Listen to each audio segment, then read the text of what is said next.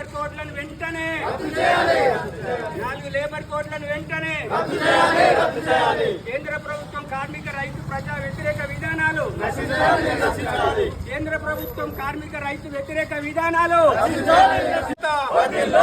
కార్మికుల ఐక్యత ప్రతి కార్మికునికి హెల్త్ వ్యతిరేక 4 లేబర్ కోడ్లను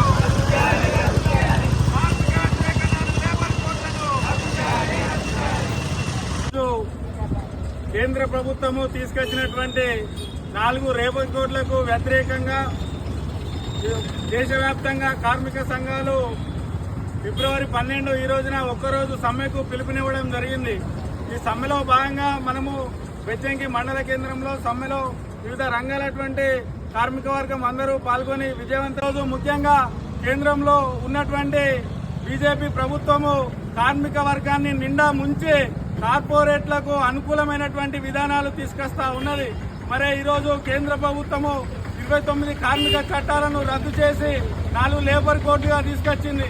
మరి 4 లేబర్ కోడ్లు కార్మిక వర్గానికి ఉన్నటువంటి హక్కులు ఏమాత్రము లేవు. అందులో కార్పొరేట్ కు అనుకూలంగా కార్పొరేట్లకు కార్మిక వర్గాన్ని బానిసలు చేసేటువంటి కుట్రను నరేంద్ర మోడీ సర్కారు తీసుకొచ్చి మన కార్మిక వర్గాన్ని పాలించేటువంటి ప్రయత్నాలు కేంద్ర ప్రభుత్వం తీసుకొస్తా ఉన్నది. వర్గాన్ని మీద పెద్ద ఎత్తున దాడి జరుగుతూ ఉన్నది కాబట్టి ఈరోజు కార్మిక సంఘాలన్నీ సమ్మెకు పిలుపునివ్వడం జరిగింది.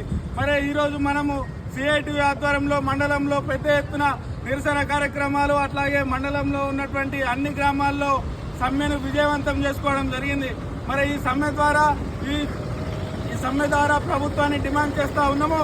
గ్రామ పంచాయతీ కార్మికులు అనేకమైనటువంటి సమస్యలకు గురవుతా ఉన్నారు. గ్రామ పంచాయతీ కార్మికులకు సరి అయినటువంటి జీతాలు లేవు. ఆ ఉన్న జీతాలు కూడా 4 నెలలు 5 నెలలు 6 నెలలకు ఇస్తా ఉన్నారు. మరి గ్రామ పంచాయతీ కార్మికులకు నెలకు 26,000 కనీస వేతనం ఇచ్చి ప్రతి నెల మొదటి వారంలోనే చెల్లించాలని సిఐటియు మండల కమిటీ పక్షాన డిమాండ్ చేస్తా ఉన్నాం. అట్లాగే వారికి హెల్త్ కార్డులు ఇచ్చి వారికి మరియు వారి కుటుంబ సభ్యులకు అందరికీ కూడా ఉచితంగా వైద్యాన్ని కూడా ప్రభుత్వమే అందించాలని మనం ఈ మెజ్జంగి మండల కమిటీ తరఫున ఈ సమ్మె ద్వారా డిమాండ్ చేస్తా ఉన్నాం. మరి అమలు కార్మికులకు కూడా సంక్షేమ బోర్డును ఏర్పాటు చేయాలని, వారికి హెల్త్ కార్డులు ఇవ్వాలని, అట్లాగే 50 సంవత్సరాలు నిన్నటువంటి అమలు కార్మికులకు పెన్షన్ కూడా ఇవ్వాలని ఈ సమ్మె ద్వారా ప్రభుత్వాన్ని డిమాండ్ చేస్తా ఉన్నాం. అట్లాగే ప్రభుత్వము మరి ఈ సమ్మె ద్వారా డిమాండ్ చేస్తా ఉన్నాం. ఆటో కార్మికుల యొక్క సమస్యలను పరిష్కరించాలని ఈ సందర్భంగా డిమాండ్ చేస్తా